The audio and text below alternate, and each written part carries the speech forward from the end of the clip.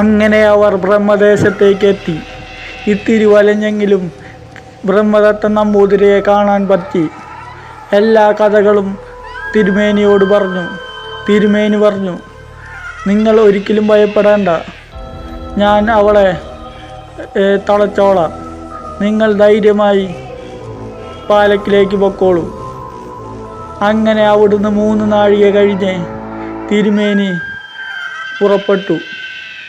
തിരുമേനി വരുന്നത് കൊടുങ്കാട്ടിലൂടെയാണ്. ചുറ്റും ഒറ്റപ്പെട്ട വഴികളായിരുന്നു. നീലി വരുന്ന വഴികളിലെല്ലാം നീലിയുടെ സാന്നിധ്യമുണ്ടായിരുന്നു. തിരുമേനിയും തിരുമേനിയുടെ പരിചാരകരും ഓരോ സമയം നടന്നു പോകുമ്പോഴും കറുത്ത പൂച്ചയായും കടവാവലായും തീയായും കരിയിലക്കാറ്റായും പല പ്രയോഗങ്ങൾ നീലി നടത്തി. അതെല്ലാം പതറാതെ തിരുമേനിയുടെ താളിയോര ഗ്രന്ഥങ്ങളുടെ മന്ത്രങ്ങൾ ഉരുവിട്ട് അതിനെല്ലാം പ്രതിരോധിച്ച് തിരുമേനി പാലക്കൽ കൊട്ടാരത്തിലേക്ക് എത്തി. അവിടെ വെച്ച് ഉഗ്രരൂപിയായ നീലിയെ കണ്ടു. അവളോട് സംസാരിച്ചു. നീലി, നിനക്കെന്താ ഇത്ര കോപം?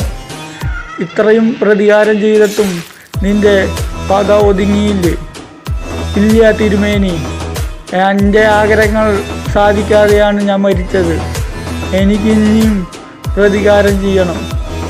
ഇല്ല, നീ ഇനി ചെയ്താൽ നിന്നെ അറുത്തു ഹോമിക്കും. നീ ഇവിടം വിട്ടു പോകുമെന്ന് പറഞ്ഞു.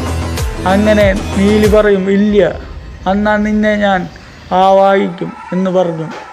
20 ദിവസത്തെ വ്രതത്തിന് ശേഷം നീലിയെ ആവാഹിച്ച് പാലയിൽ തറച്ചു. അങ്ങനെ ആ നാടിൻ്റെ ഭയം ഇല്ലാതെയാക്കി.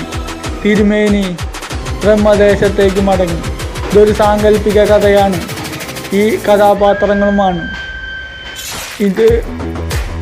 ഈ കഥ ഇവിടെ അവസാനിക്കുന്നു. പുതിയൊരു കഥയുമായി കഥ തുടരുന്നു.